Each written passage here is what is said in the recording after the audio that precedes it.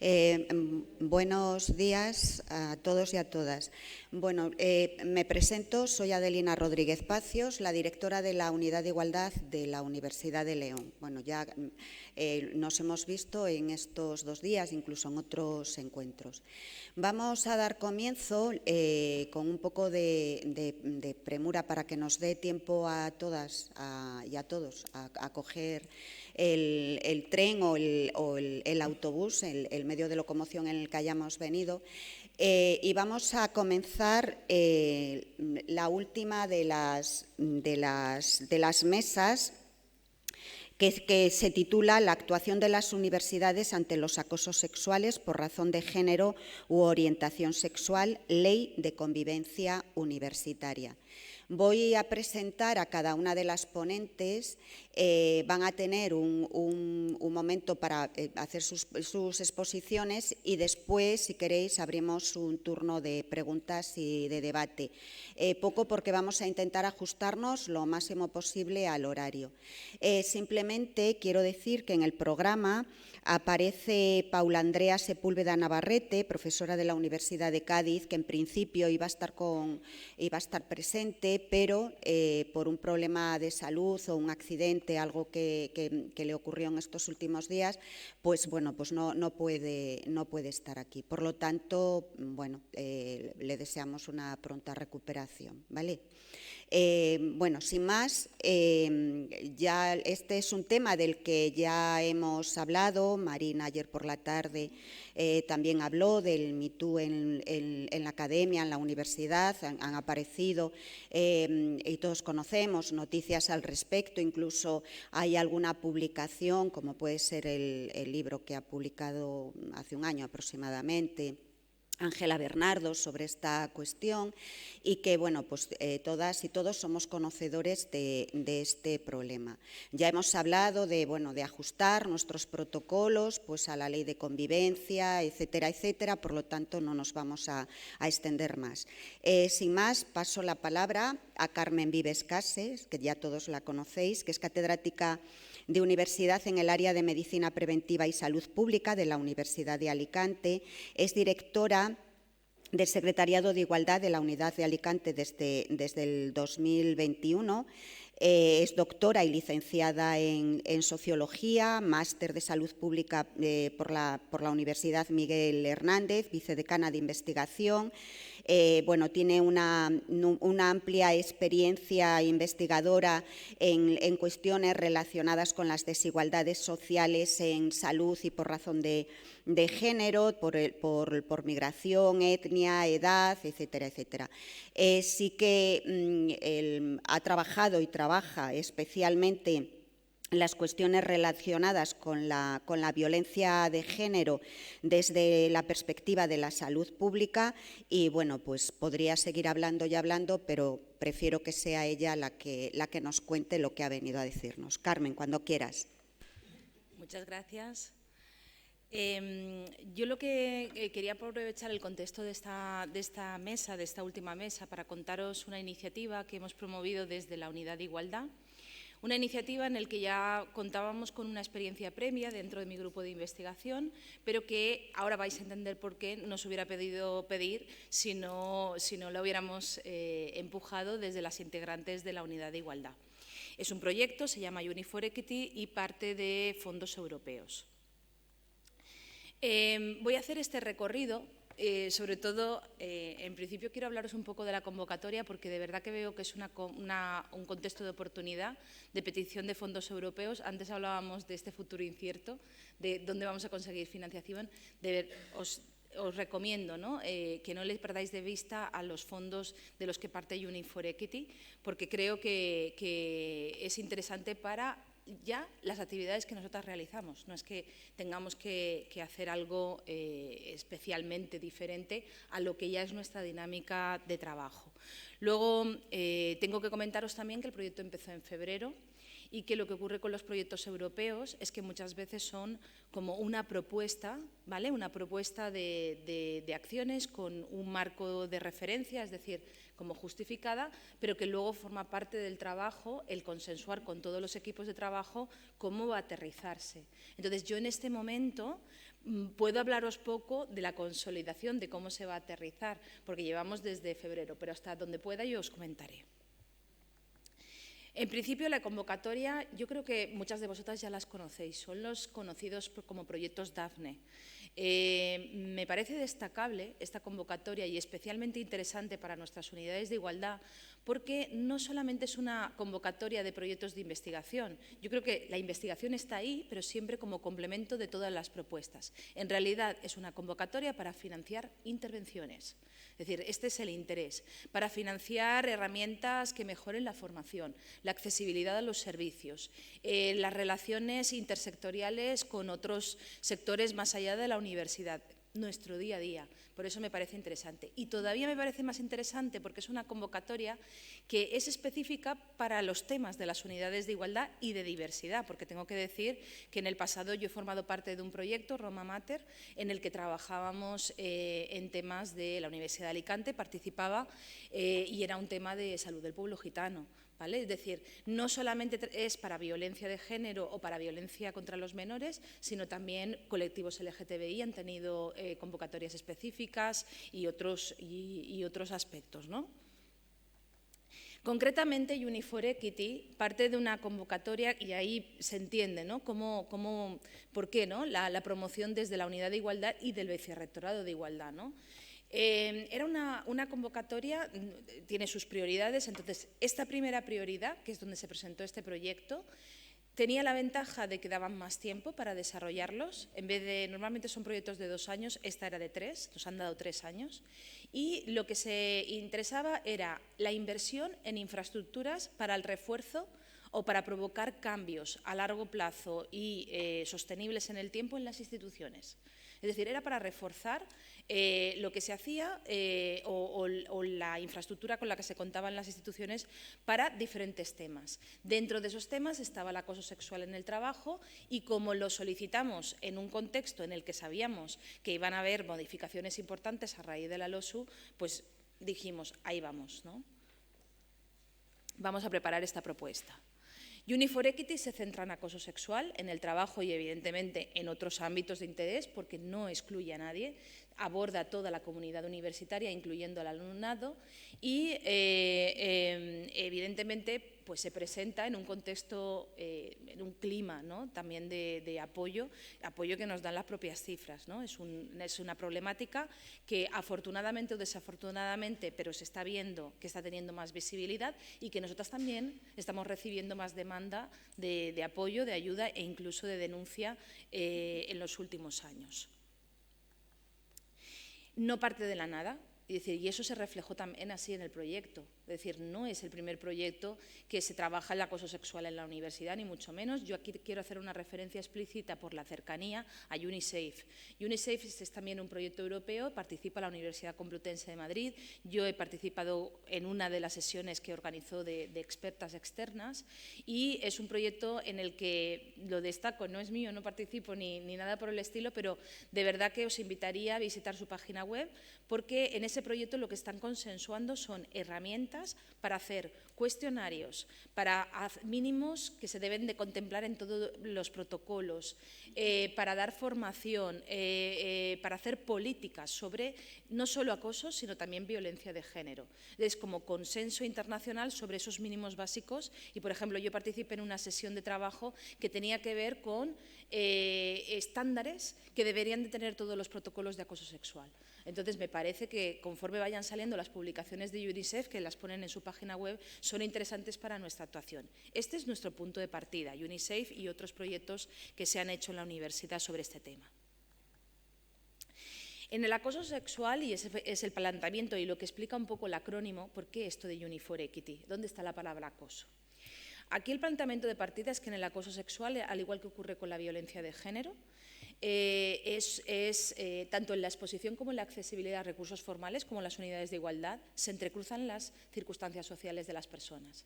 Y cuando hablamos de circunstancias sociales, no solamente estamos hablando de sus características, si es alumnado o es profesorado, si es hombre o es mujer, si es más mayor o menos menor o tiene cierta orientación sexual, sino también influyen, y eso también son circunstancias sociales, las características del contexto. No es lo mismo que ocurra una situación de acoso sexual en una universidad que tiene una respuesta institucional más contundente contra este problema que en otra que lo que tiende es a, en fin, pues a sobrepasar, ¿no?, la situación. Otra característica también de contexto que es relevante, pues por ejemplo, es la cultura de trabajo que tenemos, las interacciones que se plantean, ¿no? Evidentemente, cosas que se han hablado durante esta reunión, ¿no?, las desigualdades en la representación de las mujeres en los cargos de responsabilidad. Claro, eso influye en la incidencia y eso influye en la accesibilidad a los servicios. Y ese también es nuestro punto de partida en este proyecto y lo que le da el nombre, ¿no?, porque lo de Uni for Equity, sobre todo esa segunda parte, es tratar de abordar el acoso y mejorar nuestra respuesta trabajando la parte de la interseccionalidad y de las desigualdades que se entrecruzan con este problema. Partimos también de algunos antecedentes, como revisiones sistemáticas claves, donde te hablan, bueno, y cuáles son los componentes claves para poder hacer políticas y estrategias efectivas en torno a este problema. Habían varias, yo solamente he destacado para esta presentación dos. Una, que se refiere más a respuestas hacia la violencia de género, y de lo que te hablan es de la necesidad de diseñar intervenciones en las que se tengan en cuenta toda esa multicausalidad que afecta a la incidencia del problema, ¿no?, al riesgo de exposición, pero también de conducta violenta, de conducta de perpetración. Te hablan también de la necesidad de hacer actuaciones donde se trabaje también con la participación activa de la población a la que van dirigidas, desde el diseño de las mismas. Y otro elemento de los éxitos que subrayo aquí, evidentemente esto no lo sabemos muy bien, la duración y la sostenibilidad que tengan las intervenciones que realizamos. En esta revisión sistemática, esta sí que es específica de acoso sexual y te habla de la necesidad de desarrollar estrategias de intervención multicomponente, ¿no?, que tengan en cuenta tanto acciones que lo que quieran es cambiar como el clima, ¿vale?, el contexto social, de concienciación sobre la necesidad de actuar y de repudiar contra este problema, que se trabaje también para el refuerzo de las instituciones que tienen que hacer actuaciones, liderar actuaciones, no solamente cuando el problema ha ocurrido, sino también de prevención, ¿vale?, de prevención primaria. Y luego también te hablan de trabajo personal. Es decir, las personas necesitamos también desarrollar una serie de herramientas para enfrentarnos a situaciones de acoso cuando se plantean, para poder detectar situaciones de acoso cuando ocurren a tu alrededor y convertirte y ser un testigo activo, pero también para poder como valorar, hacer autocrítica, ¿no?, de esas conductas y de las repercusiones que puede tener en las personas. Son actuaciones que, según esta revisión sistemática, es necesario a veces realizarlas exclusivamente para mujeres, exclusivamente para hombres y a veces conjuntamente, sobre todo pensando no como potenciales víctimas o perpetradores, sino como testigos activos, fomentar esta idea de testigo activo.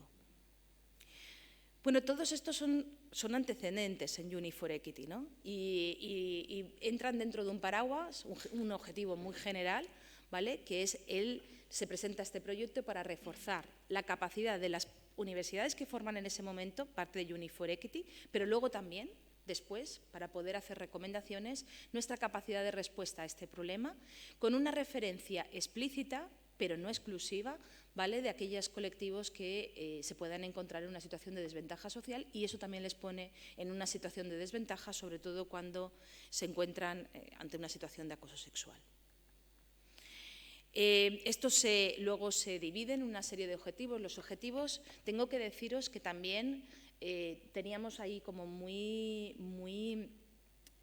como de guía las propias prioridades de la convocatoria. Es decir, cuando la convocatoria te dice queremos invertir fondos europeos para reforzar las infraestructuras y provocar cambios estructurales en las instituciones, ya te está indicando hacia dónde tienen que ir. Y esto es lo que definía estos objetivos. Son objetivos que tienen que ver con el refuerzo de los equipos a nivel de recursos humanos, que tienen que ver también con los beneficios que tienen, pues, como en la RUIGEU, pues también de poder intercambiar, ¿no?, experiencias con universidades del contexto europeo, de de trabajo también de las profesionales, no solamente de la unidad de igualdad, porque la lucha contra el acoso como la igualdad es responsabilidad de todos en la universidad, ¿no? Entonces, el poder dar esas herramientas a todos los profesionales con responsabilidad en este tema.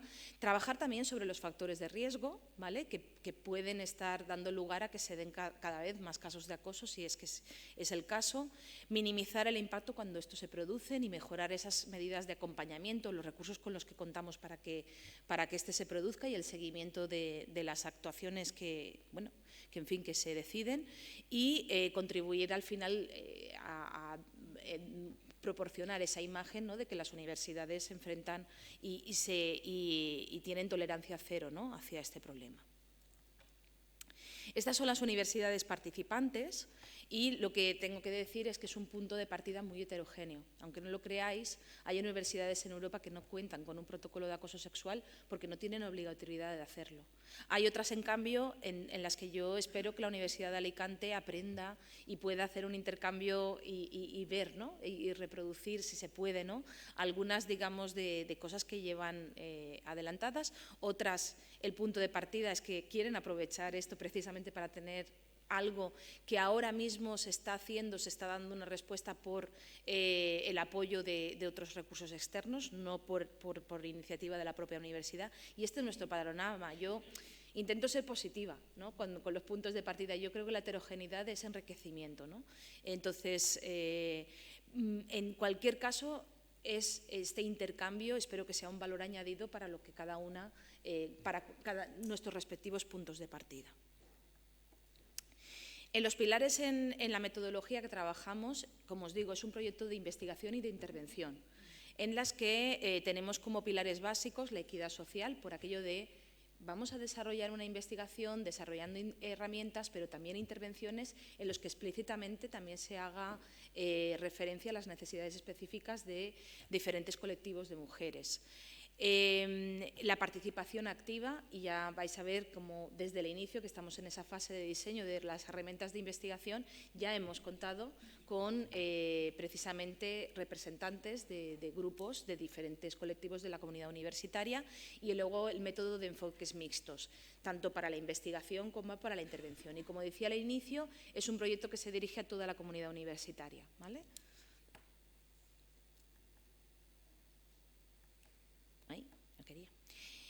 El proyecto tiene 3 fases. Hay una fase de investigación inicial, luego la segunda fase, que es donde están el corpus de las intervenciones, y luego una tercera fase de evaluación.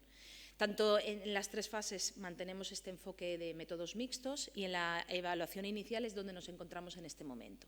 Aquí básicamente lo que queremos hacer es un diagnóstico de la situación de acoso, pero no solamente basado, que sí, en los casos que se registran o que se relacionan con la activación de los protocolos de acoso, sobre todo porque ya os digo que la mayoría de las universidades participantes no tienen este protocolo, con lo cual tampoco tienen datos, sino que vamos a realizar un estudio cualitativo, un cuestionario y también una revisión de documentos internos de cada una de las universidades en cuanto a normativas, regulaciones, protocolos de los que se dispone, pero también datos que se han recabado si es que existen. También otros documentos de referencia, ¿vale?, que también que sean del contexto, pues por ejemplo en nuestro caso pues toda la normativa nacional que apoya, ¿no?, el que trabajemos en este momento. En la parte cualitativa, sobre todo lo que nos vamos a enfocar es hacer en una valoración de esa capacidad de respuesta por parte, o sea, desde la percepción de aquellas personas que de alguna manera tienen una responsabilidad, un trato directo cuando se dan casos de acoso o se han implicado en la formación, en términos de prevención o en campañas, pues porque o bien son delegadas de temas de igualdad en su facultad, porque tienen un cargo de responsabilidad o porque forman parte del vicerrectorado. Y en la parte cuantitativa sí que va a ser una encuesta a nivel general donde va a estar esta valoración de lo que hay y de lo que se necesita en cuanto a respuestas institucionales, pero además tenemos un módulo para poder cuantificar la magnitud del problema y los factores asociados, sobre todo los que tienen que ver con las desigualdades, porque aquí digamos que el valor añadido con respecto a lo que se está publicando con el tema de acoso es que queremos ver, ¿no?, cuantitativamente si realmente el riesgo de violencia de género se distribuye de forma igual dependiendo de las características o de las circunstancias sociales de las personas y de su entorno. Esto es en cuanto a la investigación. Llevamos desde DEño, desde febrero que empezó el proyecto con el diseño, ya tenemos las herramientas y claro, ahora la Universidad de Alicante ya tiene la aprobación del Comité de Ética, pero esto a veces es un poco más arduo en otros contextos. Entonces estamos con ese proceso de que todas las universidades tengan la aprobación del Comité de Ética. La idea, nuestras muestras van a ser nuestras propias universidades.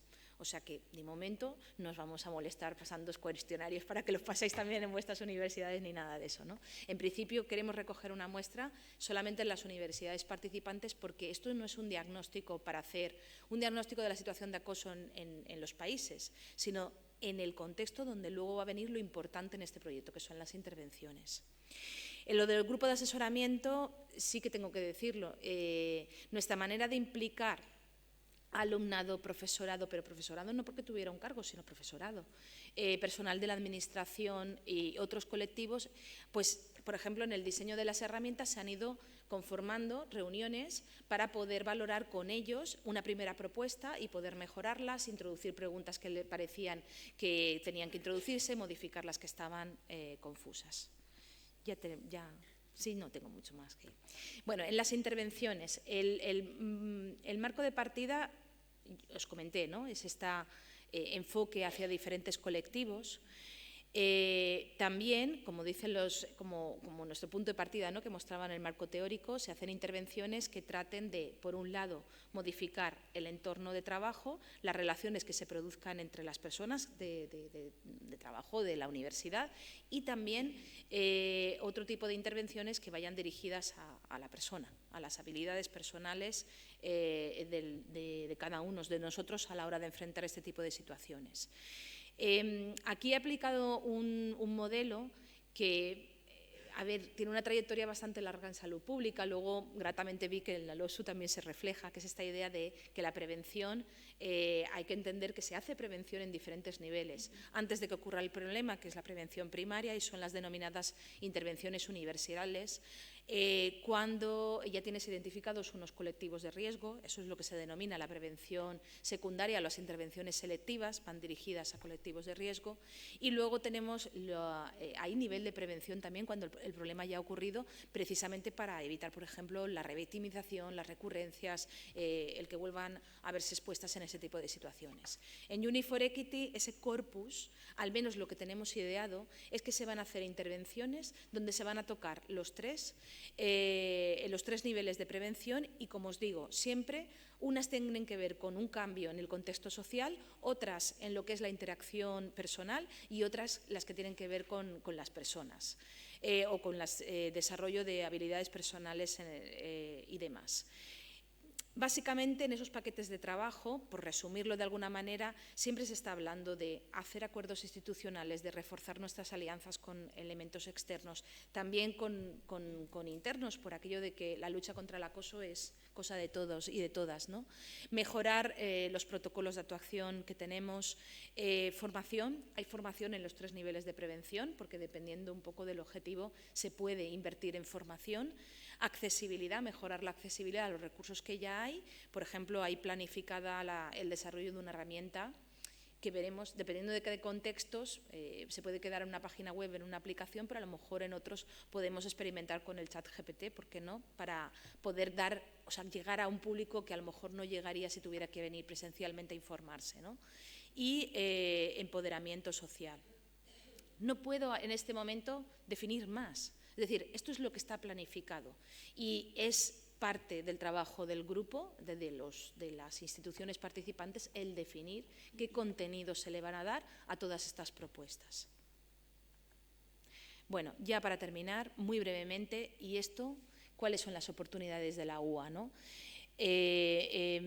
Pensamos que puede enriquecerse, ¿no?, nuestra capacidad de actuación respecto a este tema por el aprendizaje mutuo, por ese intercambio, porque es un contexto también, ¿no?, con universidades de fuera de España, con otras realidades, yo creo que interesantes también, de experiencias, Por supuesto, es una entrada de fondos europeos, no lo he dicho, pero el proyecto en su totalidad fue financiado con 1,5 millones de euros. No es poco, que luego en el reparto de las instituciones, pues yo creo que a la Universidad de Alicante nos tocaría como unos 300.000 aproximadamente. Pero está bien, es un influjo ahí para seguir trabajando en las líneas que seguimos, pero con ese apoyo extra durante 3 años, que creo que es importante.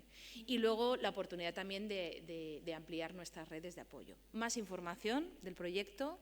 Tenemos página web que está dentro del Vicerrectorado de Igualdad y de la Unidad de Igualdad. La podéis encontrar si ponéis el acrónimo Uni4 Equity en el Google, pero si no buscáis Unidad de Igualdad, Universidad de Alicante, y tenemos una pestañita ahí que pone Uni4 Equity y ahí podéis ver más detalle de esas actividades que están programadas y demás. Seguro que me dejo un montón de cosas, lo siento. Bueno, eso es todo. Muchas gracias, Carmen. Yo creo que merece un aplauso.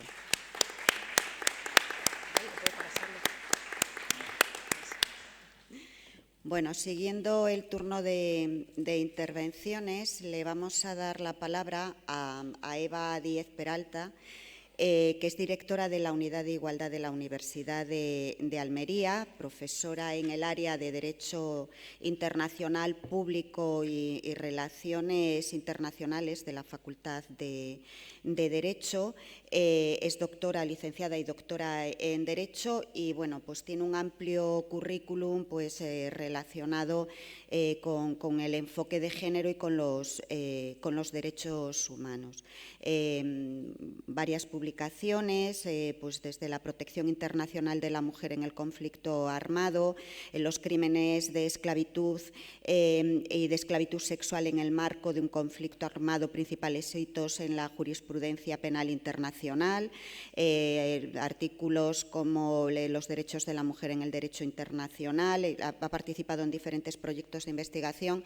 Bueno, yo creo que esto de alguna forma ya nos da una idea de su calidad. Le cedo la palabra para que nos cuente la experiencia de la Universidad de Almería. Eva, cuando quieras. Muchas gracias, Adelina. Buenos días a todas y a todos. En primer lugar, quería agradecer a los organizadores la invitación que se ha cursado a la Universidad de Almería para participar en esta mesa redonda, particularmente a Adelina, con la que hablé, aunque ella es de la Universidad de León, pero se pone de manifiesto ese concierto, ¿no? Esa relación entre universidades de una misma región, como pasa en Andalucía. Y quería felicitarles por la organización de la jornada, que están siendo especialmente fructíferas para todos, aunque también nos están generando muchas dudas con las que nos vamos a marchar y en las que tenemos o sobre las que tenemos que pensar. Quería, más que impartir una ponencia sobre los protocolos de igualdad y particularmente del protocolo de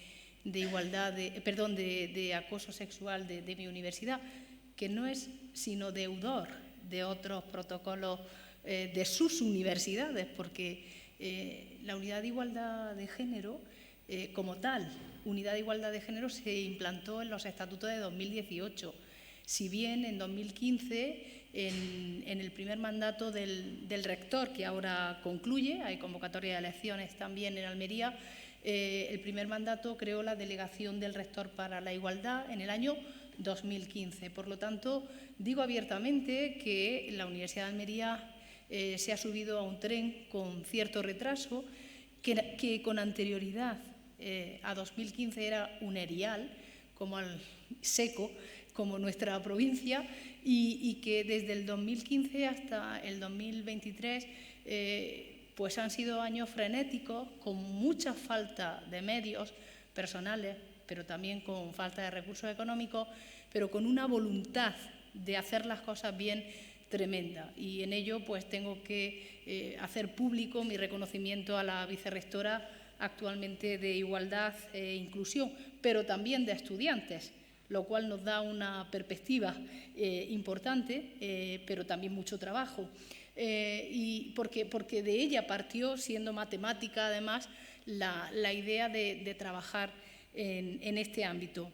Y claro, lo que se ha hecho de 2015 hasta ahora pues es importante, pero todavía es deficitario en una universidad pequeña, en una universidad en un principio poco subvencionada, pero que afortunadamente es una universidad que, como saben, gracias a las investigaciones sobre agricultura, fundamentalmente por las necesidades de nuestra provincia, pues se encuentra muy bien situada en rankings, teniendo en cuenta la juventud de la propia universidad. Es verdad que nos encontramos en un momento donde se planean muchas dudas, donde sobrevuelan dudas, sobre todo desde el punto de vista de no solo de la aplicación de los protocolos de acoso que actualmente están vigentes, sino fundamentalmente de la revisión de esos protocolos de acoso al hilo de las normativas que a nivel general se han adoptado a nivel nacional fundamentalmente, y precisamente hablaba con Milagros en el receso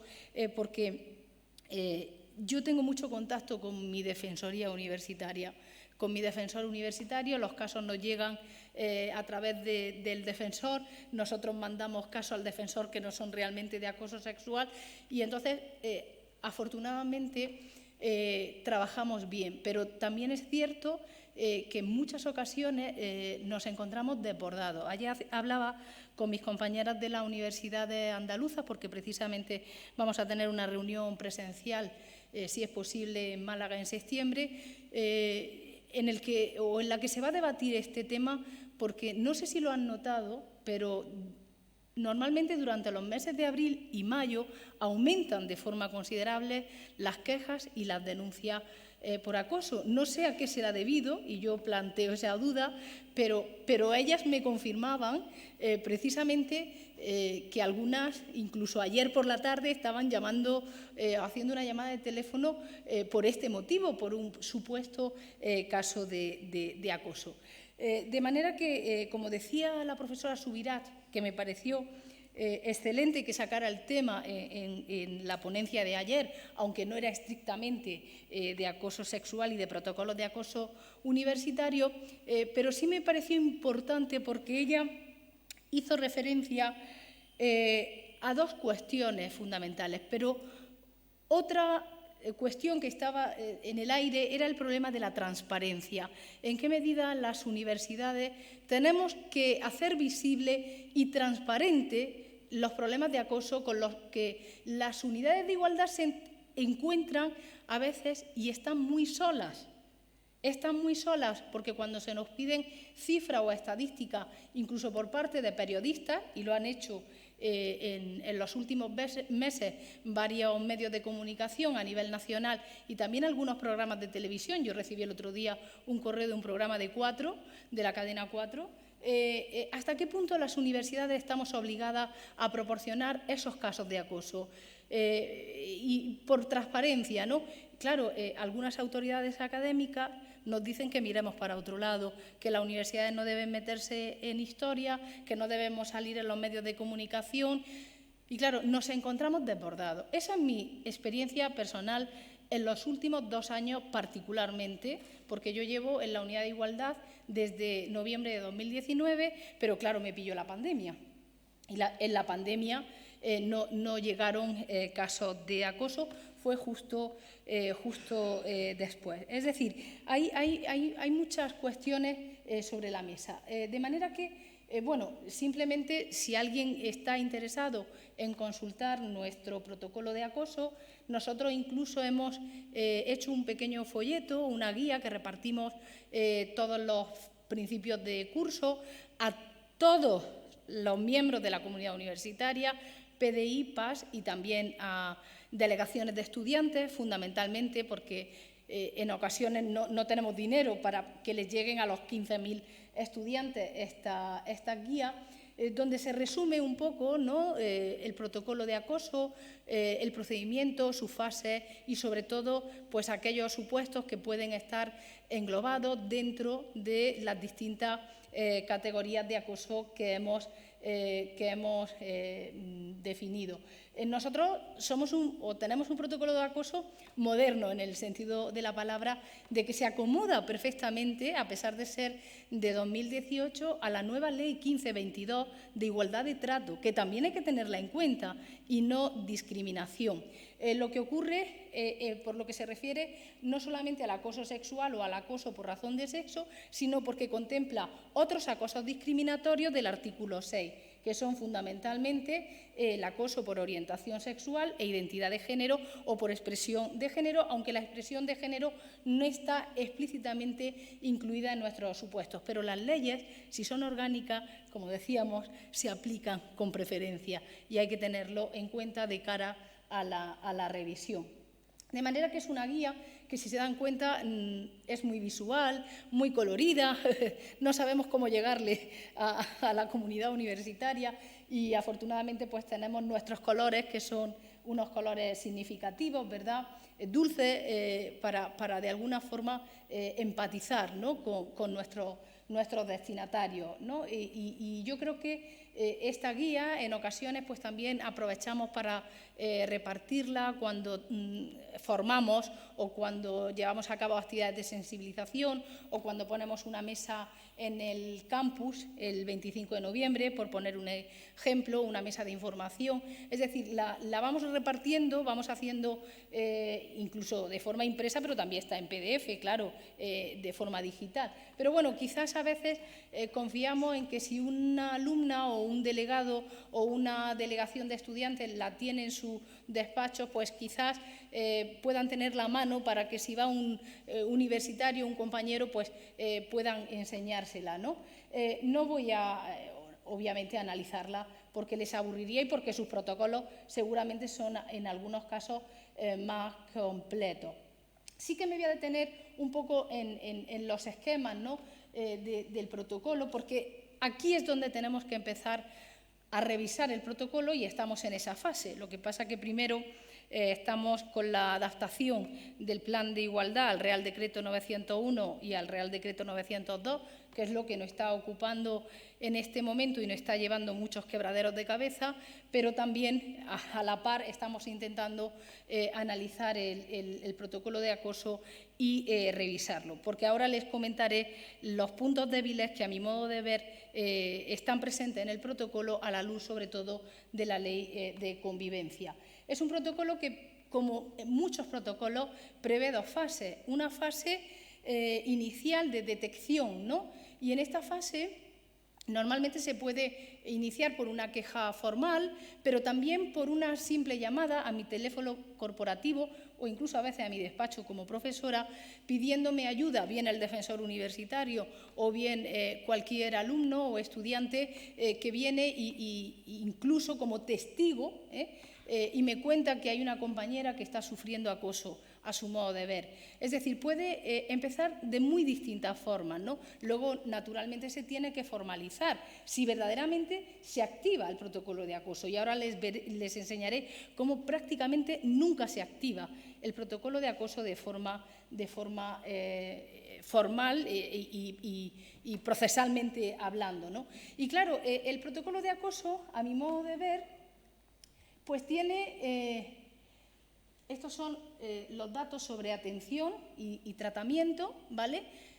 Los datos que podemos incluir formalmente en ese protocolo, ¿vale? Que son una denuncia que llegó incluso a una primera comisión que se llama Comité de Referencia, que a mí me parece una de las bondades de este protocolo.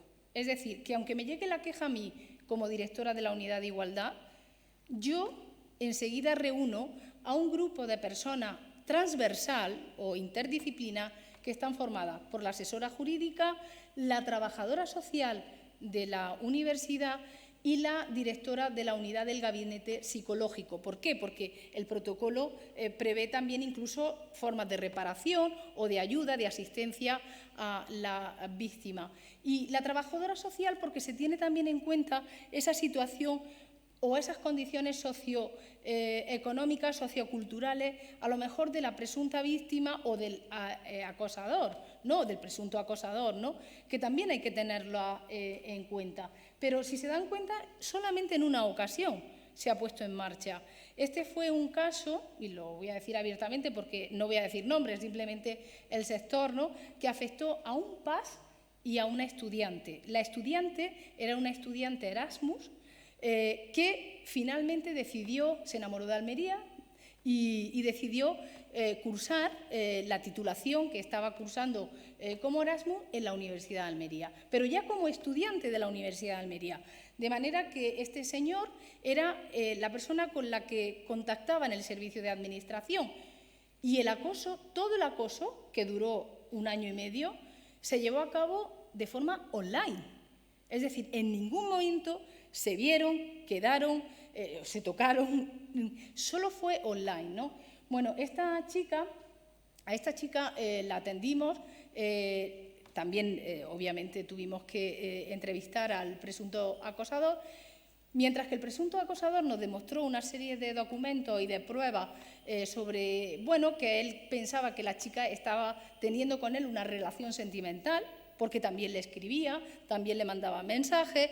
Ella decía que no, que lo que estaba haciendo era acosándole, que ella solamente le pedía información sobre su situación administrativa.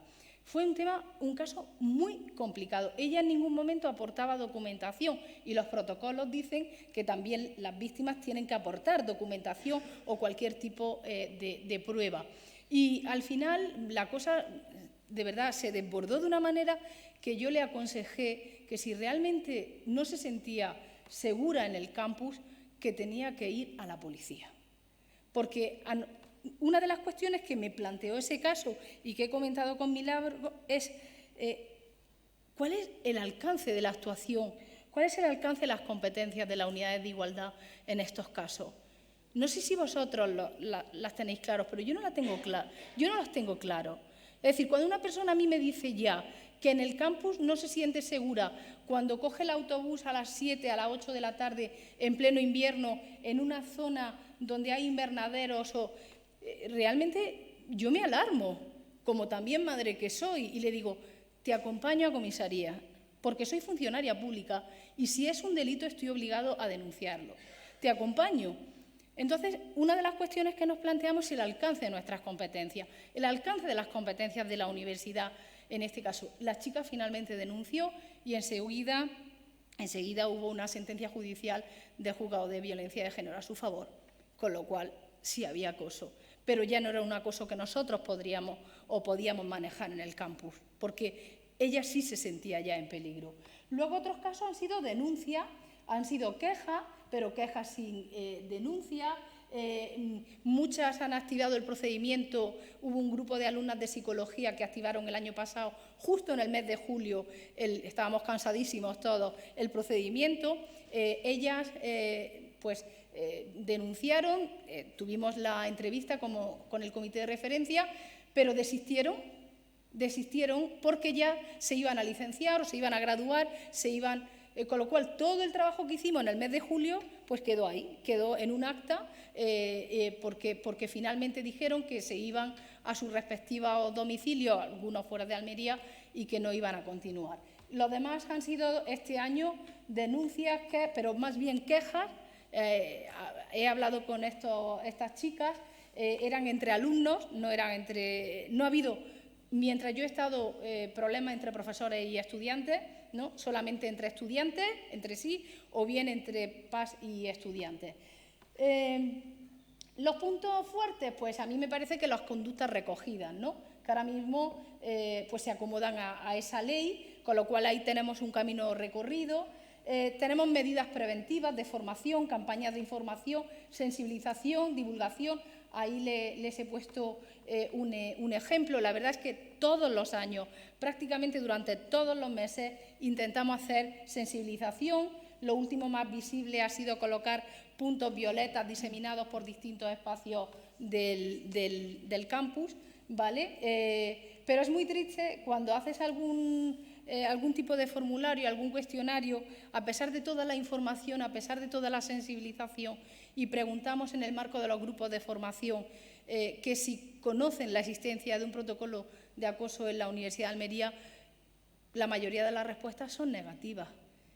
Son negativas por parte de profesorado, por parte de personal de administración y servicios, por parte de estudiantes.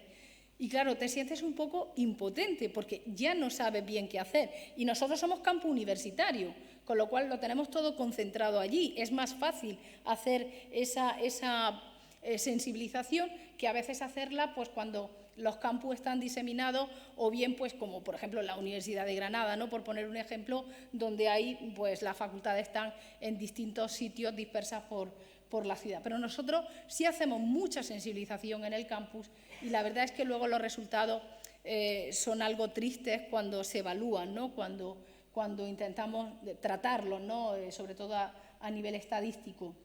La existencia del comité de referencia transversal a mí me parece fundamental, que permite determinar si hay acoso y si lo hay, entonces, que el caso pase a esa comisión de acoso mucho más amplia y no que la propia unidad de igualdad, como he visto en otros protocolos, sea la única capaz de determinar o de detectar si hay acoso, porque yo no me siento muy segura en esta materia y, sin embargo, aquí tengo refuerzo de mis compañeras y particularmente de la asesora jurídica, que algo de derecho sabe. Pero también hay puntos débiles y áreas de mejora en el proceso de revisión actual. Por ejemplo, nuestro protocolo contempla algo que la ley ya no permite, que el acoso pueda ser leve o grave. Ahora ya no. La ley de convivencia lo dice claro. El acoso es una falta muy grave. Eso lo tenemos que cambiar. Y claro, tenemos que cambiar el procedimiento. Y aquí entro en el tema que me imagino Milagros tratará el tema. El problema de la mediación. Porque el procedimiento informal en los casos leves era la mediación. Pero la ley de convivencia excluye la mediación de casos como el acoso sexual. Pero, sin embargo, las normas internas de convivencia que mi universidad acaba de desarrollar prevé la mediación en general. ¿Y cómo le hago yo ver al comité de convivencia que en el caso de acoso sexual no puede haber mediación? Es decir, hay también un problema de interacción ahí en el futuro entre la comisión de convivencia y la comisión de acoso. Que las normas internas de convivencia, al menos la de mi universidad, no ha articulado un procedimiento. Entonces, hemos estado ahí con voz, pero sin voto, pero no se nos ha escuchado mucho. Se tenía que aprobar la ley de convivencia porque cumplía el año y, claro, no se han hecho bien, a mi modo de ver, algunas cosas, ¿no? Luego, es necesario identificar las eventuales medidas disciplinarias correctoras o sancionables. ¿Vosotros pensáis que es necesario? Yo tengo dudas. Si hay que precisar, ¿no? Porque la ley lo establece. O identificar los casos de acoso telemático, como los de las redes sociales. La evaluación y seguimiento de la actuación se tiene que reforzar. Tenemos que hacer más estadística, ¿vale? Más valoración de la aplicación del protocolo. Bueno, son cuestiones que planteo y que espero que vosotras me podáis iluminar. Muchas gracias.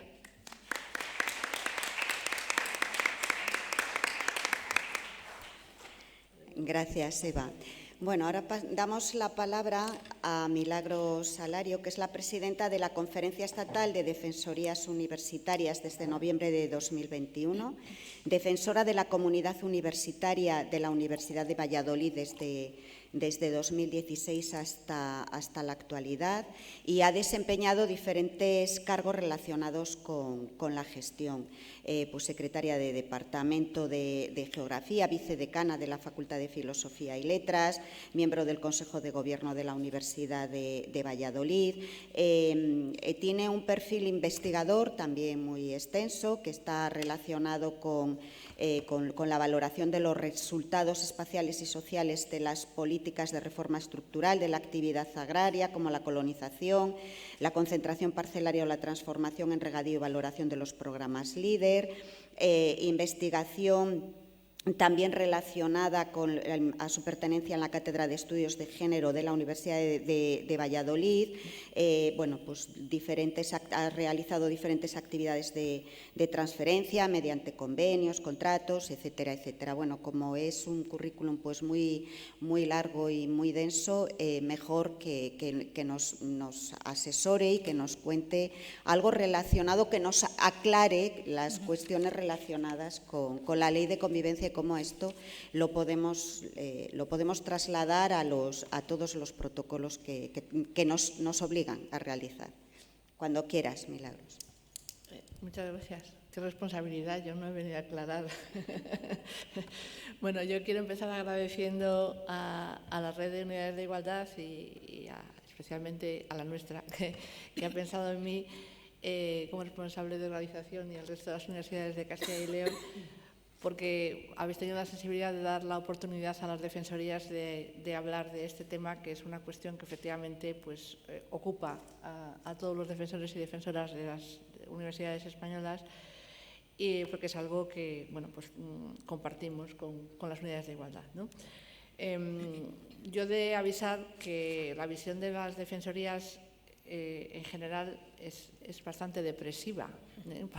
Por lo tanto, no os voy a alegrar mucho en la última parte de la jornada, porque los defensores y defensoras tenemos la tendencia, que viene dado por nuestro cargo, a leer la realidad en clave de problemas. Y, por lo tanto, bueno, pues estamos especialmente atentos a ver cualquier cosa que pueda suscitar o que pensemos nosotros que puede suscitar problemas. Y esto es lo que yo voy a hacer aquí. Voy a tratar de pasar un poquito, de hacer una revisión del acoso desde la óptica de las defensorías, obviamente del acoso sexual, sus protocolos y sus resultados, que me parece que voy a coincidir mucho con lo que ha dicho Eva, pero también de otras formas de acoso que yo creo que, aunque no sean el elemento central de esta intervención, pues me parece que también hay que tener en cuenta, y también de un cierto ruido en el sistema con eso que yo he puesto ahí como el acoso percibido, ¿no? Bueno, me voy a basar fundamentalmente en una serie de análisis que hemos ido haciendo desde CEDU, desde la Conferencia Estatal de Defensorías Universitarias.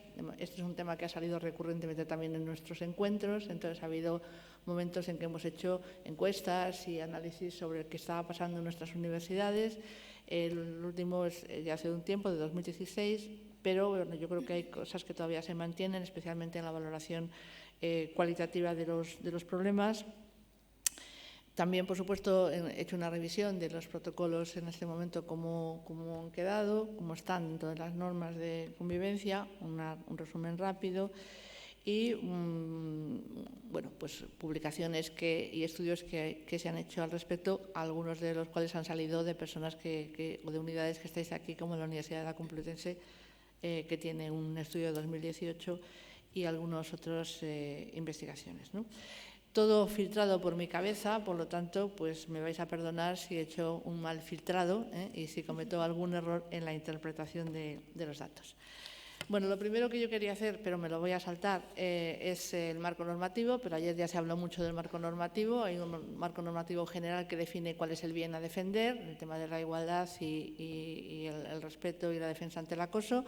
Está en la ley de 2004, en la ley de 2007, incluso seguimos sacando normativas y acaba de entrar en vigor el convenio sobre la eliminación de la violencia y el acoso en el mundo del trabajo de la OIT, que ha entrado el 25 de mayo en vigor en España, donde se define de nuevo y se ajusta al concepto de violencia y acoso por razón de género. O sea, tenemos muchas normativas generales, tenemos normativas universitarias.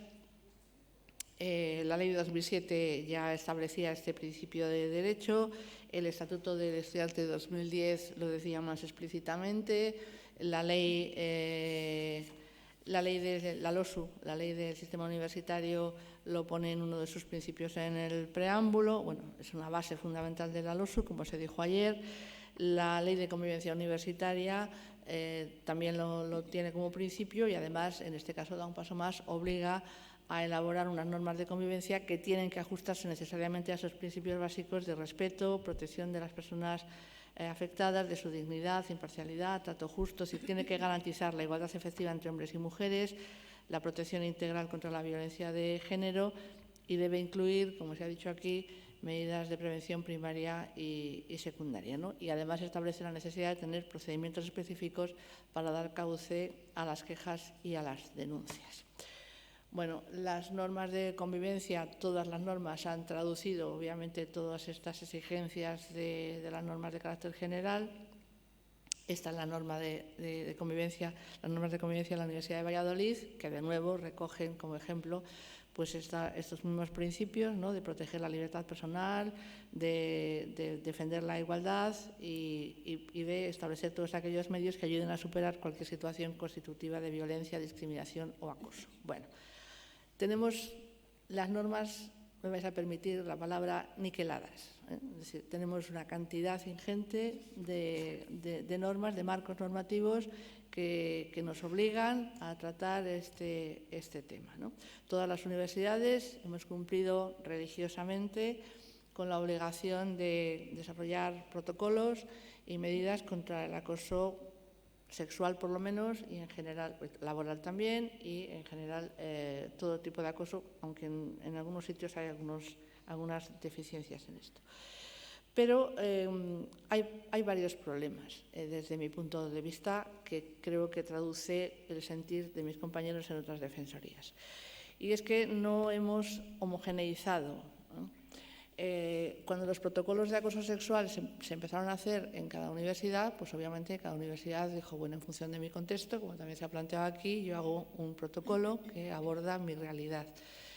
Las normas de convivencia obligadas por la ley habría sido un momento, yo creo que muy adecuado, para intentar ver de qué forma podríamos al menos establecer unos principios básicos de tratamiento común a este problema, que siendo muy vinculado a los contextos específicos tiene unas claves que son iguales en todos los lugares, porque las bases fundamentales tienen que ver no con lo local, sino con el sistema de relaciones generales.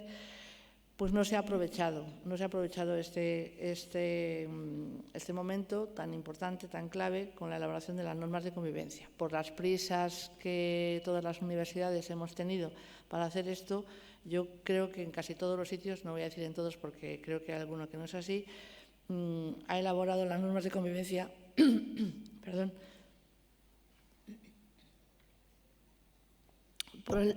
por el modelo de compendio, ¿no? Entonces hemos hecho lo de vamos a compendiar todo lo que tenemos, le ponemos bajo unos principios generales de introducción y luego ya ponemos un plazo para ajustar lo que tenemos a estas normas de convivencia. Eso lo que ha hecho ha sido trasladar lo que ya teníamos a un documento que tiene otro nombre, pero que viene a mantener la mayor parte de los procedimientos y de los medios que ya teníamos.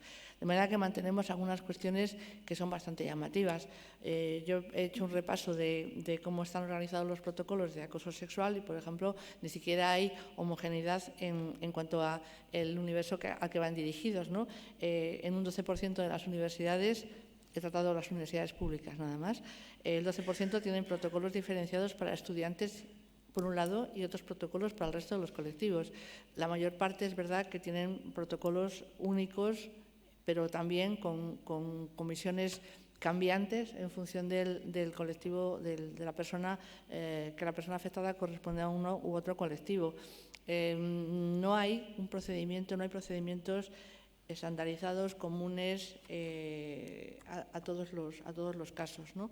Las defensorías participamos de alguna u otra manera recibiendo los casos, participando en las comisiones que los analizan o de manera directa llevando los análisis, pues es más o menos en un tercio de las universidades. En el resto, pues son comisiones de composiciones variadas, ¿no? Pues aquí se ha puesto el caso de Almería. Nosotros tenemos otra comisión en la que entra la Defensoría, tanto en el protocolo de acoso laboral como en el protocolo de acoso sexual, pero en otras no estamos y entran solo las unidades de igualdad, los servicios de prevención de riesgos laborales, la representación sindical, En unos casos preside un órgano unipersonal de la universidad, en otros no, es un equipo más técnico. Es decir, hay una variedad, una casuística absolutamente diferenciada. Yo creo que este quizás sea uno de los primeros problemas, ¿no? Pero es verdad que hemos hecho un esfuerzo, todas las universidades hemos hecho un esfuerzo muy notable, y yo creo que esto sí que hay que reconocerlo, para intentar abordar y, por supuesto, intentar solucionar este problema. No sé si lo hemos solucionado, ahora hablaré de los resultados, pero sí que es verdad que hemos conseguido hacerlo visible. Y lo cierto es que estos casos de los que pues no se hablaban fuera de los pasillos hace 15 años, pues ahora, y si salía alguno, se intentaba inmediatamente dar una solución por una vía lateral para quitar el conflicto del medio. En este momento se están haciendo visibles por la universidad, y yo creo que arrastrados de alguna manera por la preocupación social, ¿no? Es decir, estamos asistiendo, ayer se decía también en esta mesa que había un movimiento un poco a partir del Me Too, pues de esto de visibilizar estas cuestiones, de hacer más denuncias, etcétera. Cada vez se hacen más denuncias, pero yo sinceramente creo que se hacen más denuncias públicas que dentro de la universidad. Es decir, que de alguna manera estamos siendo arrastradas, las universidades estamos siendo arrastradas por los periodistas, que son los que están levantando muchas de estas cuestiones, o que están llevando pues, casos mediáticos como los que he señalado aquí, que han sido casos de estos últimos años, y que generalmente, vamos a decir, iba a decirlo suave, pero no lo voy a suavizar, son bastante bochornosos para la mayor parte de las universidades, ¿no? Porque lo que demuestran es que somos incapaces o tenemos una escasa capacidad, como se decía aquí, para realmente abordar las soluciones hasta que ya la cosa no está ya en un nivel que no podemos evitar, ¿no? Parar. Bueno, pero a pesar de estos casos, yo creo que de estos casos mediáticos y que están saliendo de vez en cuando y que nos sonrojan un poco, pero bueno, están dando visibilidad a ese problema que existe, yo creo que la realidad es muy tozuda, y lo cierto es que esto sigue siendo todavía el gran problema oculto en nuestras universidades, ¿no? Es una cosa muy graciosa porque es el gran problema oculto que todo el mundo conoce, ¿no? Cuando pasa algo, cuando alguien se decide a denunciar por fin y se convierte en algo que se está investigando, cuando se empieza la investigación, y a vosotros pasará igual que nos pasa a nosotros, es sorprendente que de repente todo el mundo te dice, bueno, no, esto lo sabía todo el mundo. Pues si lo sabía todo el mundo, ¿qué estamos haciendo aquí, ¿no? Es decir, tenemos un problema, ¿no? Yo he volcado aquí algunos datos que son de estudios previos que se han hecho, pero que me parece que dan unas cuantificaciones. Me gustará mucho encontrar el resultado de lo que hagáis en Alicante, porque realmente vamos a ver si estas cifras se ratifican, son realmente preocupantes, ¿no? En los últimos estudios que se han hecho se habla entre un 8 y un 23% de estudiantes que declaran haber sufrido algún caso que pueda relacionarse con acoso sexual. Yo he hecho un cálculo rápido en nuestra universidad y estaríamos hablando entre 500 y 2.000 personas. Me parece una cosa apabullante, ¿no? Un cálculo muy simple, ¿no? Pero lo que más me preocupa ya no es la cuantía, la parte cuantitativa, sino la cualitativa. Es decir, porque después también se dice en estos estudios que el estudiantado, básicamente en este caso son sobre todo mujeres, estudiantes,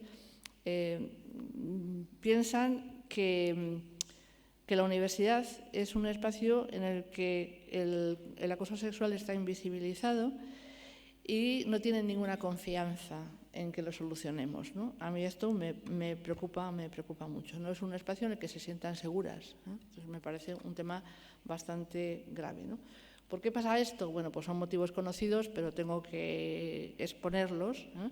Esto es una diapositiva, una clasificación de motivos que permiten la existencia del acoso sexual, que sale tanto de la encuesta que hicimos en el 2016 entre las defensorías universitarias como de algunos estudios de los que os he citado y que están puestos en la diapositiva, ¿no? En primer lugar, no es solo un problema de las universidades. Las universidades no estamos colgadas del cielo, estamos en un contexto social. Y el contexto social normaliza esta cuestión, ¿eh? Entonces, hay una normalización por parte de la sociedad que de alguna manera, bueno, no digo que banalice, pero bueno, no siempre, hay que poner en duda, ¿no?, un poco estas cosas, ¿no? No deja de ser una cosa normal, es que las feministas estáis un poco exagerando las cosas, este tipo de cuestiones, ¿no? Luego el carácter secreto, bueno, este secreto a voces, pero secreto, o sea, es una relación interpersonal y por tanto esto tiene un problema que conlleva además un sentimiento de vergüenza y de culpabilidad por parte de la víctima, que ya es el colmo, pero es cierto, porque eso está en la normalización del contexto social. Y luego esa percepción de que es que aunque se denuncie, aunque se investigue, los acosadores salen impunes. Es decir, realmente al final no se penaliza. Si se conocen pocos casos efectivos de sanciones, especialmente cuando los acosadores son superiores jerárquicos, ¿no?, sobre todo PDI respecto a estudiantes, por ejemplo, y porque hay un desequilibrio de poder, ¿no?, en esas relaciones, una relación desequilibrada, y por tanto esto genera un problema. Y luego porque, como os decía antes, hay una cuestión más que frecuente de connivencia por parte de los compañeros, tanto de las personas acosadas como de los acosadores, ¿no? Se conoce, pero no se denuncia. Cuando te preguntan, dicen, bueno, por el pasillo te dicen que sí, pero si les llamas a declarar oficialmente te dicen que no sabían nada. Entonces, bueno, esa connivencia, ese silencio social es un enorme problema, ¿no? Y esto, pues obviamente, dificulta la visualización y sobre todo la denuncia. Y aquí estoy con la compañera. Es decir, una cosa es que sepamos que hay acoso, otra cosa es que recibamos quejas o consultas, muchas, luego hablamos de ello, y otra cosa es que al final eso se consolide en una denuncia. Las denuncias son muy, muy escasas, ¿no? Es decir, porque las víctimas, fundamentalmente, a veces tienen dificultades para definir el acoso, porque los acosos casi nunca encajan nítidamente en lo que las normas dicen y en nuestras tipologías que tenemos.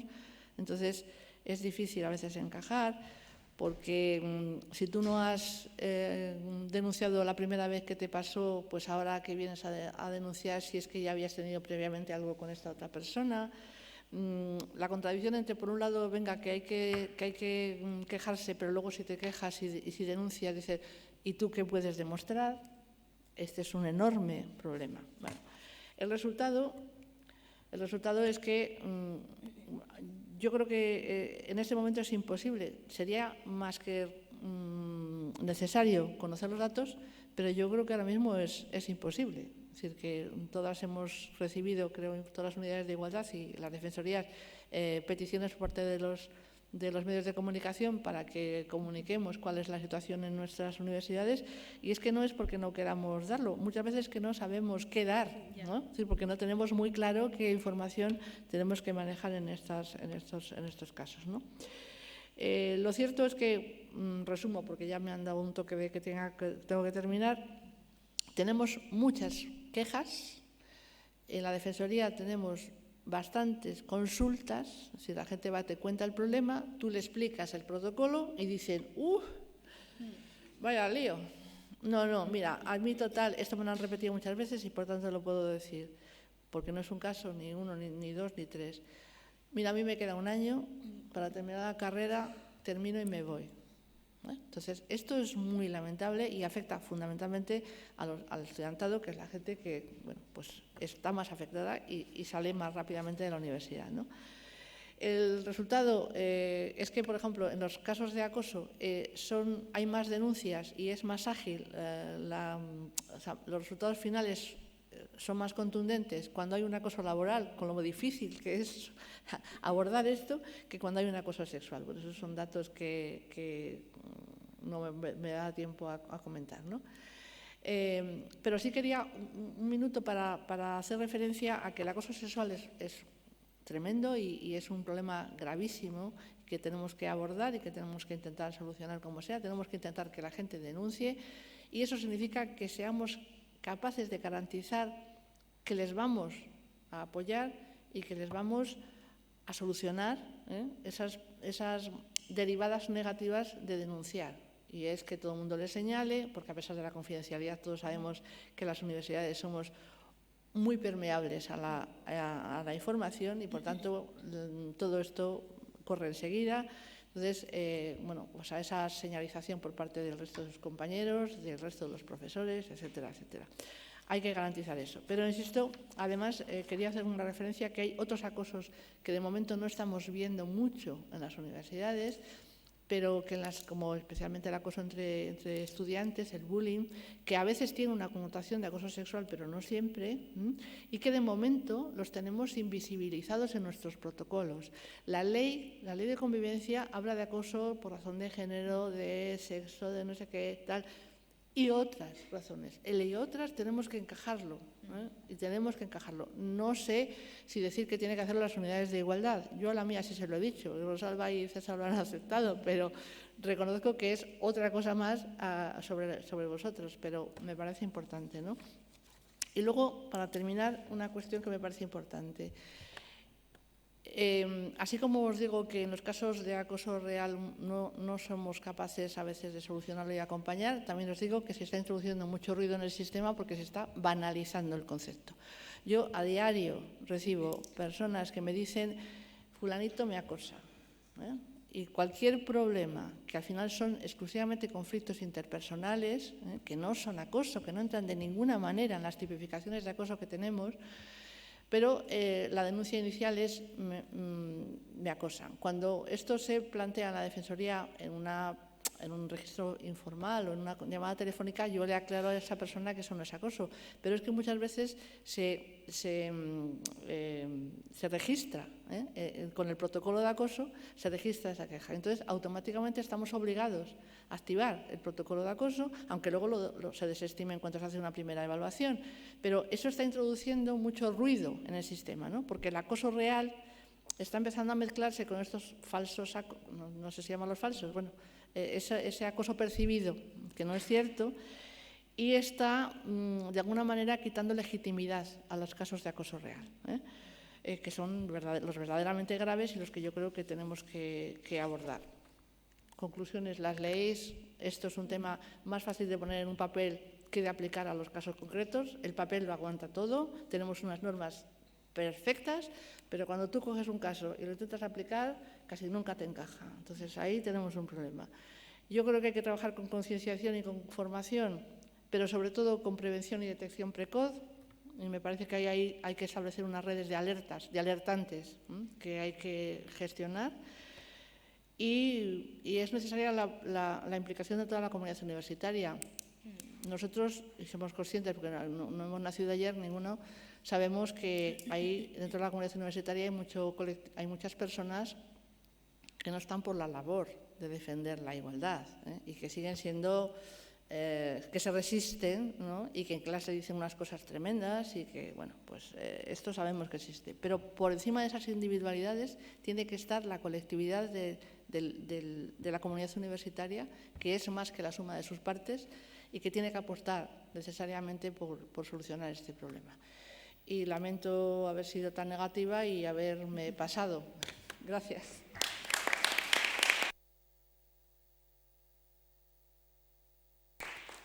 Gracias, Milagros. Bueno, si os parece, hacemos un breve turno de preguntas o de sugerencias, comentarios. Si hay algo muy específico que pueda contestar Carmen, lo digo porque ya está como más pillada de tiempo y aunque, bueno, la podemos localizar, pero bueno, si queréis comentar algo dirigido específicamente a ella, pues igual ahora es el momento y luego, bueno, pues lo que consideréis.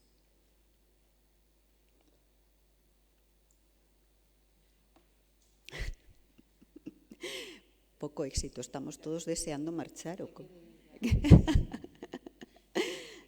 que ha sido una jornada muy intensa ayer y hoy. Sí, Magdalena.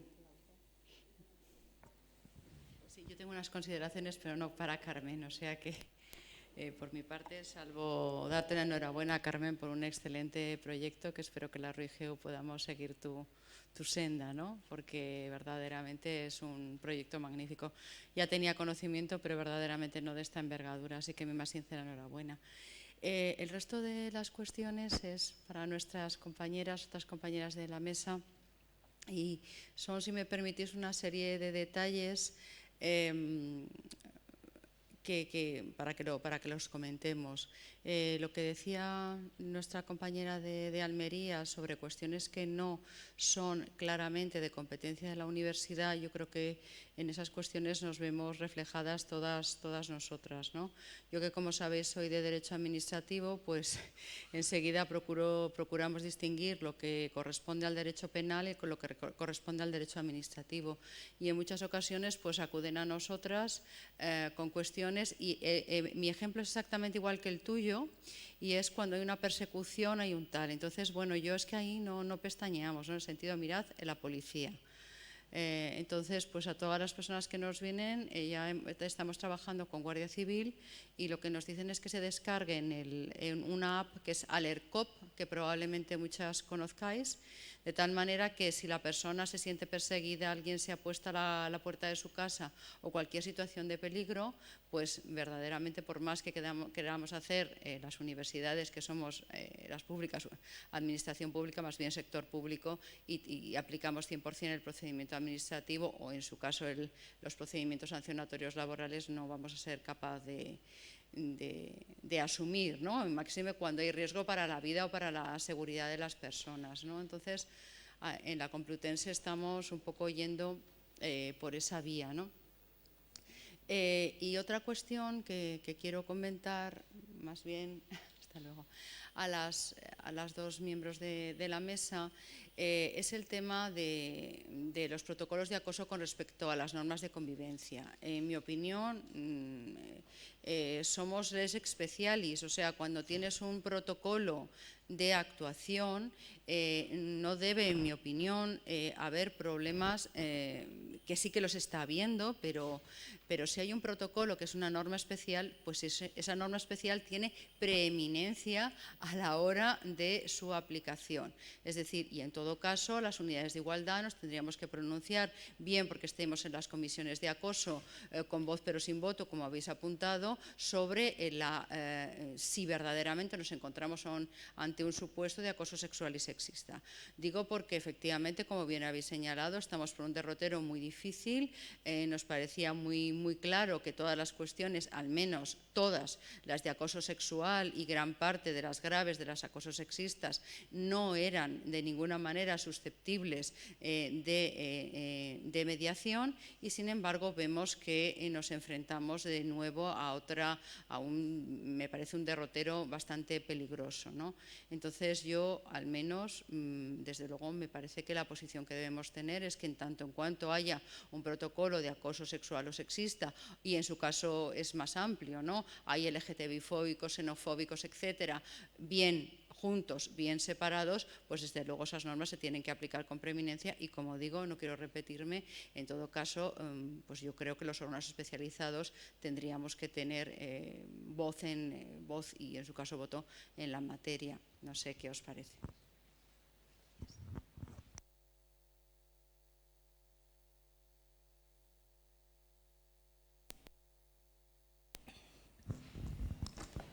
Sí, Magdalena, gracias por tu intervención, porque a mí me ratifica en lo que yo pienso, también porque soy jurista, como tú, ¿no? Y los juristas siempre estamos a la defensiva y tenemos muchas cautelas, ¿no? Y en efecto yo lo tengo claro. De todas formas, a cualquier persona, en relación con la primera cuestión, ¿no?, del alcance de las competencias de la universidad, de todas formas, cualquier persona que llega a mi despacho, normalmente llegan llorando, sobre todo las chicas, y llegan preocupadas y asustadas. A lo mejor la dimensión del acoso no está clara, pero llegan asustadas. Lo primero que hay que decirles es que el acoso es un delito.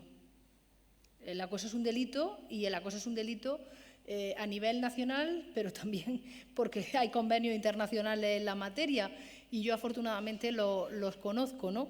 Y ofrecerle la posibilidad de si se encuentran en situación de peligro, sobre todo su vida, pues acompañarle incluso a la policía o a llamar a la policía. Nosotros también tenemos ahora contacto con la policía municipal por otras razones, también de violencia de género, de necesidad de garantizar las órdenes de alejamiento dentro del campus cuando se realizan exámenes. Es decir, es que estamos desbordadas porque son muchas aristas las que están en juego en esta materia. Entonces, en efecto, donde tiene que entrar el derecho penal está claro, pero es lo que decía Milagro, algunos no saben muy bien si realmente están sufriendo acoso. No lo sabe. Entonces, cuando le dices el tema de la policía, se frenan. Y entonces ya dicen, no, es que no es para tanto. Claro. Entonces es cuando hay que explicarle, ¿no?, el tema de la existencia del protocolo de acoso y la posibilidad de que la universidad adopte medidas sancionadoras en este caso y correctoras, claro está. Eso por lo que se refiere a la primera cuestión. En relación con la segunda cuestión, yo lo tengo clarísimo. Mi norma de convivencia, que es bastante simplona por lo que leí, en el último párrafo remite a la existencia del protocolo de acoso sexual y a la existencia del protocolo de acoso laboral, porque en nuestra universidad está separado y el tema de acoso laboral y cualquier otra forma de violencia, que a mí ahí me preocupa un poco el tema, esa categorización tan amplia, la asume el Servicio de Prevención de Riesgos Laborales, ¿no? Pero también tendrían que explicitar, y tú que eres jurista lo sabes, no solamente una remisión así amplia y genérica a esas normas, sino decir que son normas especiales. Porque hay miembros de la Comisión de Convivencia que no lo tienen claro. Y lamentablemente en la Comisión de Convivencia, la provisional que se formó antes de que se haya constituido el claustro y se haya nombrado una nueva Comisión de Convivencia, estaba formada por gente que sí lo tenía claro. Pero en esta última Comisión de Convivencia, por ejemplo, no se ha presentado más que un PDI hombre de un sindicato. No hay ni una sola mujer en la Comisión de Convivencia. Y a mí me llama la atención, ¿no? Claro, yo no puedo estar en la Comisión de Convivencia porque soy órgano unipersonal, ¿no? Puedo acudir con voz, pero sin voto. Y no soy yo, es mi vicerrectora.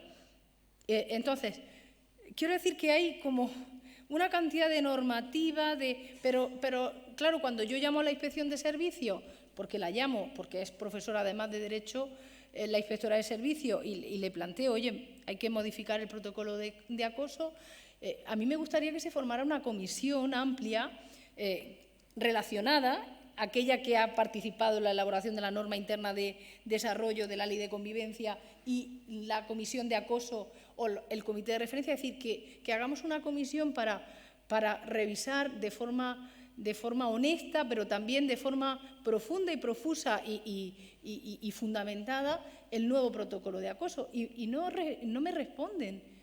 No responden, me dicen, bueno, ya veremos. ¿Cómo que ya veremos? Que es que lo tengo antes de que me vaya, y yo me voy, antes de que me vaya, yo tengo que dejar el protocolo de acoso atado, ya por compromiso personal, y bien atado. Porque sí me dice, bueno, pero es que puede haber mediación, pero si la ley lo excluye, ¿cómo va a haber? Y no la ley, el Convenio de Estambul, que prevalece sobre las leyes en España, dice que los mecanismos de solución extrajudiciales de controversia y en estos casos de violencia de género, y el acoso sexual está entre las categorías delictivas del Convenio de Estambul, no se puede aplicar la mediación, ni soluciones extrajudiciales. Es que lo dice una norma internacional que prevalece sobre el derecho español, aunque el derecho español se ha acomodado a la norma internacional. Entonces, claro, yo tengo una visión mucho más amplia, porque soy internacionalista y porque he trabajado sobre temas de género y derecho internacional y de derecho europeo. Y hay una normativa ahora mismo negociándose entre el Parlamento Europeo y el Consejo sobre violencia de género, una directiva. Y hay que tenerla en cuenta también.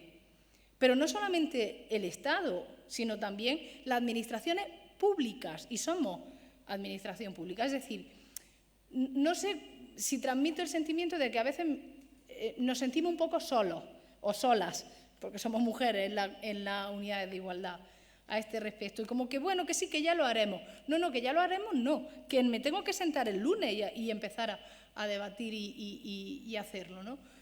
No sé si me comprendéis esa sensación, ¿no?, a veces de orfandad institucional. Ay, un minuto, solo para plantear una cosa. Bueno, en el tema, yo creo que uno de los problemas es ese, es decir, hay que encajar las normas. Yo no soy jurista, así que perdón si cometo algún error, pero hay que encajar las normas, porque el problema visto desde fuera, cuando no somos juristas, es todavía más incomprensible. Pero ¿cómo es posible que estas cosas no encajen? Cuando es un principio básico, si unas cosas derivan de otra, tienen que encajar. Bueno, pues no encajan y ahí tenemos un problema y una labor. Y luego el tema de llevar a denuncia policial los casos de acoso. Pues, hombre, obviamente, los casos que son acoso de verdad, o sea, que entran en la normativa penal, pues claro. Pero a mí me preocupa dos cosas. Los que no acaban de encajar, y entonces ahí qué margen tienen las universidades, que es donde estamos. Y dos, que estos que derivamos a la vía judicial, y entonces automáticamente la universidad dice, ay, como está en vía judicial, nosotros no hacemos nada. Y ese es otro problema, porque no sé lo que podemos hacer, pero algo tenemos que hacer. No podemos interferir, pero algo podemos hacer, porque ¿qué esperamos? 3 años, 4 años a que se resuelva sin hacer nada, sin medidas preventivas, sin acompañamiento a la persona acosada o presuntamente acosada, yo qué sé. Las universidades tienden, vamos a decirlo así, a ponerse de lado. Y a mí esto me parece un problema.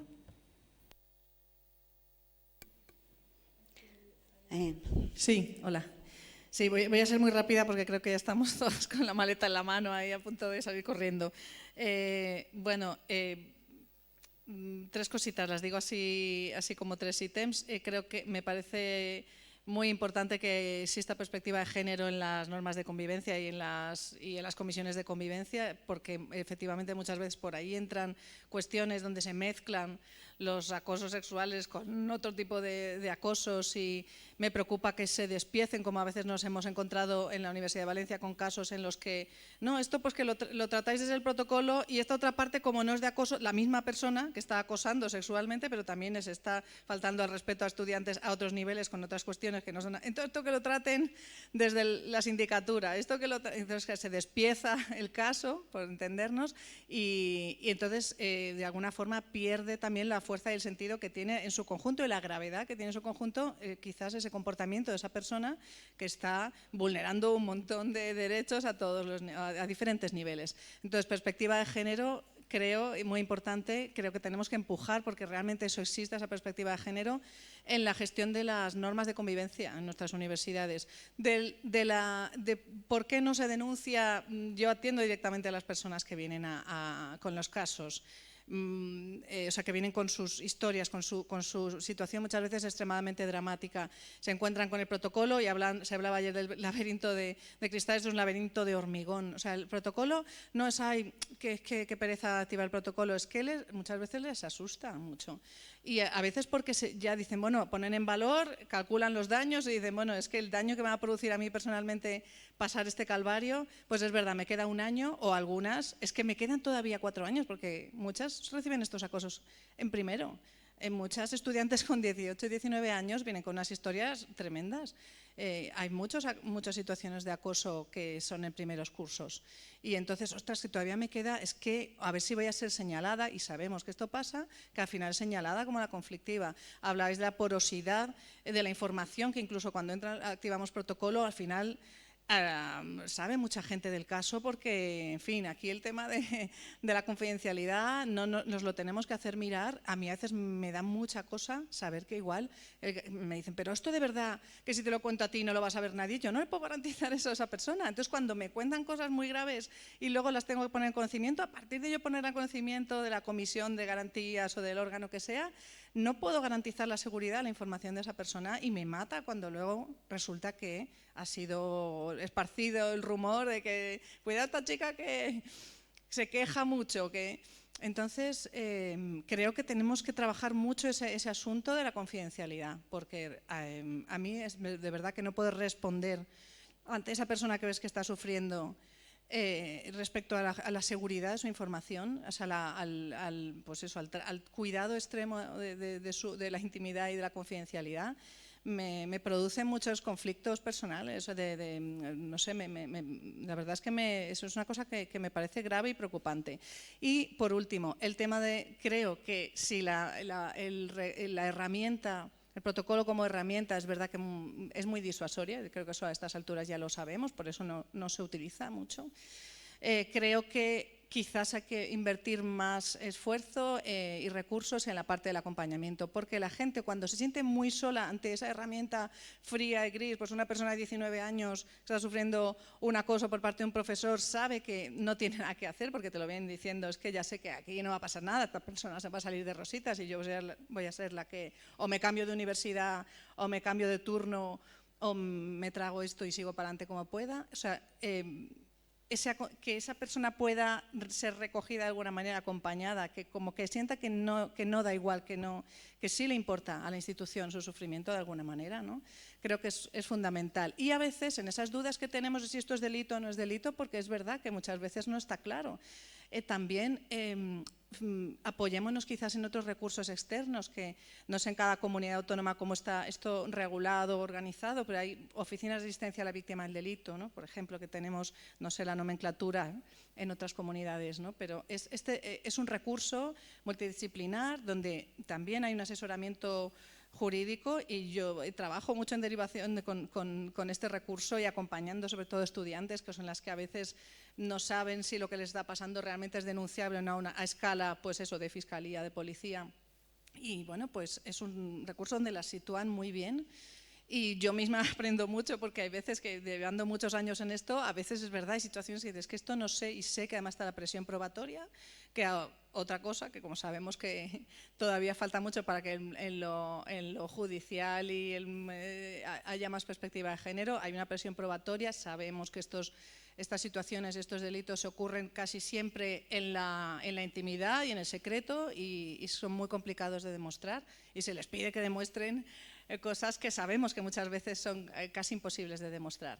Entonces, bueno, pues esa orientación quizás muchas veces externa de alguien que no está todo el tiempo preocupado también por la imagen de la institución, sino oye, esa presión no la tiene ese jurista y le está asesorando desde una perspectiva realmente de mirar al 100% por el bien de la víctima o de la presunta víctima. Entonces, creo que también es interesante hacer más uso de también de ese apoyo externo, sobre todo para dirimir si es algo que hay que derivar a una instancia, pues eso, a fiscalía o una instancia externa, ¿no?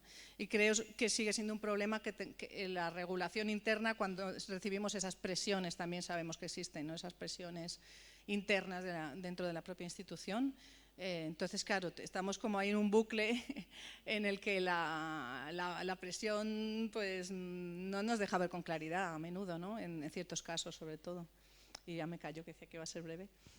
Si os parece, ¿hay alguna otra intervención y luego hacemos una réplica? Es que ya es el momento de ir cerrando. Vamos a ver si hoy somos capaces de acabar en tiempo y forma. Hola, sí. Una pregunta concreta. No ha salido, pero es algo que nos preocupa mucho. Por si alguien tiene la experiencia previa, nos puede ayudar. Es el problema o el tema del retorno. Solo en el año pasado nosotros hemos tenido 4 casos de expedientes disciplinarios que han terminado con sanciones de suspensión de empleo y sueldo. Eso ha ido en realidad entre 1 y 3 años, pero 1, 2 o 3 años llegan a un límite, esas personas retornan y no tenemos ni idea de cómo hacer eso. Y ya nos están preguntando los departamentos cómo lo vamos a hacer, el alumnado, cómo lo vamos a hacer. No tenemos ni idea y nos... No soy yo que estoy nerviosa. Es un SOS. que si alguien tiene la experiencia nos puede ayudar. No hace falta que sea ahora porque sé que es muy tarde, nos podemos contactar informalmente por mail, pero agradecería mucho cualquier orientación sobre cómo. Gracias. Gracias. ¿Tenéis alguna sugerencia? Pues no, la verdad es que es un tema sí, muy en interesante. nuestro caso, mientras he estado yo, porque cuando yo no estaba, pues si ha habido casos han sido confidenciales y naturalmente yo los desconozco.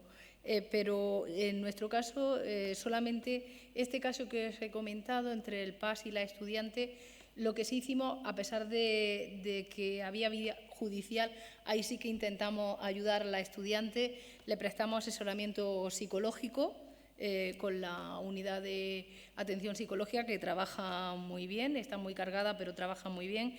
Y también adoptamos ciertas medidas, bueno, nosotros no, la gerencia, con la Inspección de Servicios, claro está, de la mano, adoptó ciertas medidas provisionales, cautelares, ¿no? Pues de impedir, por ejemplo, que esta persona tuviera acceso al correo electrónico de los estudiantes, es decir, como era alguien de la administración, se adoptaron esas medidas, ¿no? de correctoras, pero cautelares, no sancionadoras, porque al final el expediente no había terminado, no había concluido en la Universidad de Almería, sino que fue por vía judicial, pero sí que se adoptaron algunas medidas. Pero medidas sancionadoras desconozco y, por lo tanto, no podría responderte al tema del problema del retorno, que sí me parece fundamental, me parece muy importante, claro.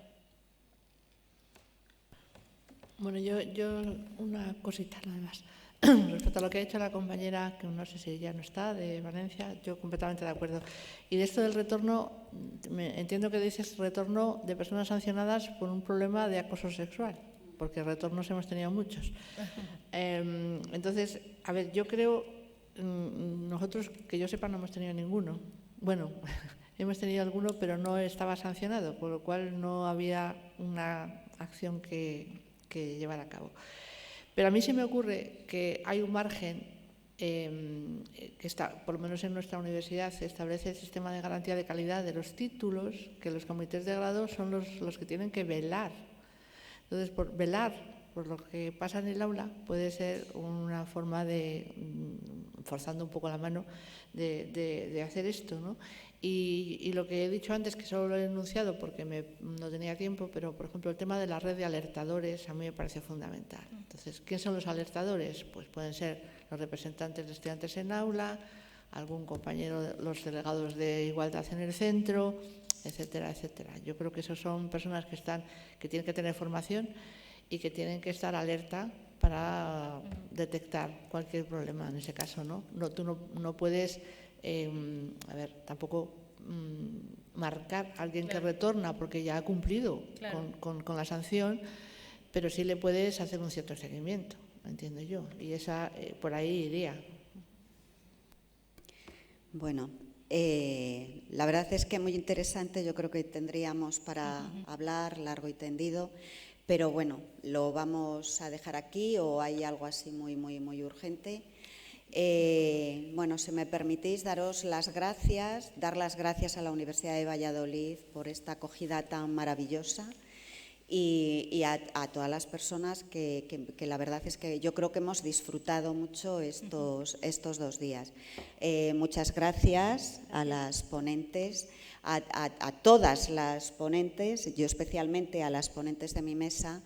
Y nada, seguimos trabajando. Muchas gracias y gracias por, Rosalba, César, por contar conmigo y con la Universidad de León. Muchas gracias. Gracias.